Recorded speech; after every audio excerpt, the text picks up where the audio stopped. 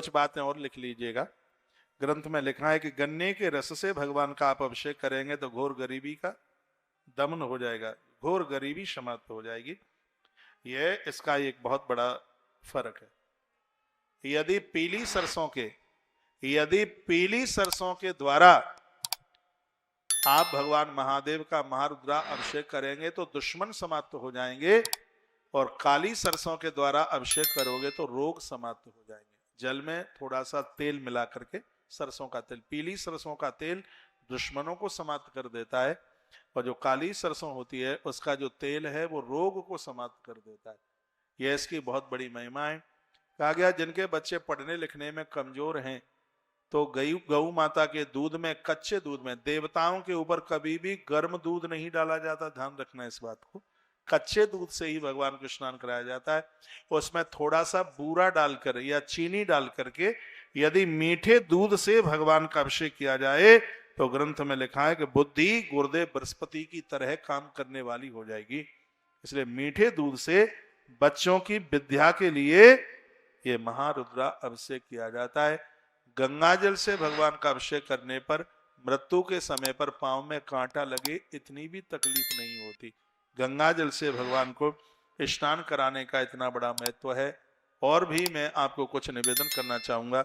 वर्णन किया गया है जिनका मकान बन नहीं पा रहा है, बड़ी दिक्कत, बहुत बड़ी परेशानी हो रही है, तो महादेव के सामने एक जोत घी की जलाकर और दूसरी जोत तिल के तेल की जला करके फिर भगवान शिव का गन्ने के रस से अभिषेक कीजिए, बहुत आनंद आ जाएगा।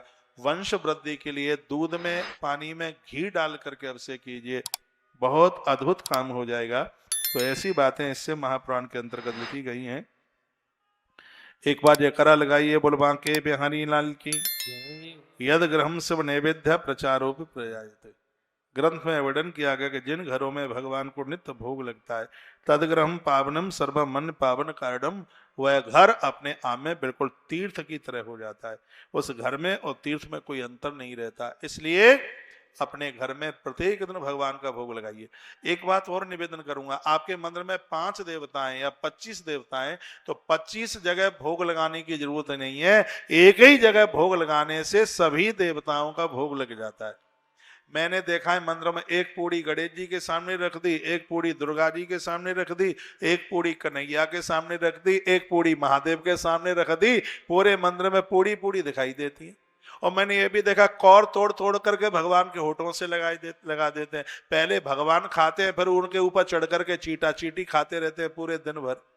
अरे उनके सामने आप रख दीजिए। भगवान तो वासना के, अपनी श्रद्धा के भूखे। बहुत लोग कहते हैं कि हम भोग लगाएंगे, भगवान खाता तो है ही नहीं। मैं कहता हूं कि वो खाता नहीं है, इसी तो लगाना चाहिए। 4-6 फुल्का खाता होता तो शायद कोई भोग नहीं लगाता। भावना को पहचानिए, भगवान भोग लगाते हैं, भगवान आपकी रसोई का पाते हैं। कैसे, अब मैं आपको बता देता हूं। जैसे मेरे सामने गुलाब का फूल है, मेरी तरफ देखिए, क्या मैं आपको दिखाई दे रहा हूं? पीछे तक दिख रहा हूं? ये मेरे पास में ये गुलाब का फूल है, मैं इसको अपनी नाक से लगा रहा हूं तो इसकी खुशबू मैंने ले ली, इस फूल की खुशबू मुझे मिल गई है। यदि इस फूल को कोई तराजू में तौले तो एक रति भी इसका वजन कम नहीं, फूल उतना का उतना ही है, खुशबू इसकी हमने ले ली। उसी प्रकार से आपके दाल चावल फुल्का भगवान के सामने पहुंचते हैं तो परमात्मा भाव की खुशबू ले लेते हैं, तुम्हारी सामग्री उतनी की उतनी ही बनी रहती है। अभी भी ताली कमजोर बजी है मैनपुरी वासियों। प्रभु श्री राम जी ने कहा था, गुरुदेव महर्षि वाल्मीकि जी को कहा, गुरुदेव ये बताइए मैं कहां रहूं? तो महर्षि वाल्मीकि जी ने 14 स्थान बताए। 14 स्थान में एक ये भी स्थान बताया, कहा भगवान जिस घर में आपका भोग लगा करके लोग भोजन करते हैं उनके घर में आपका वास जरूर होना चाहिए। महर्षि वाल्मीकि बोले कि तुम ही निवेदित भोजन तुम ही निवेदित भोजन प्रभु प्रसाद पठ भोजन निवेदित भोजन करे, तुम्हें निवेदित भोजन करे। ए तुम तुम्हीं नित भोजन कराए। प्रभु प्रसाद पट भोजन कराए। प्रभु प्रसाद पट भोजन कराए।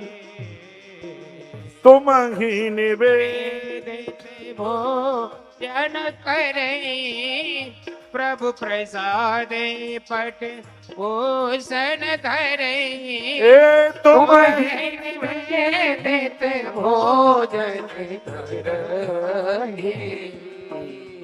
प्रभु प्रसाद पट भोजन करे।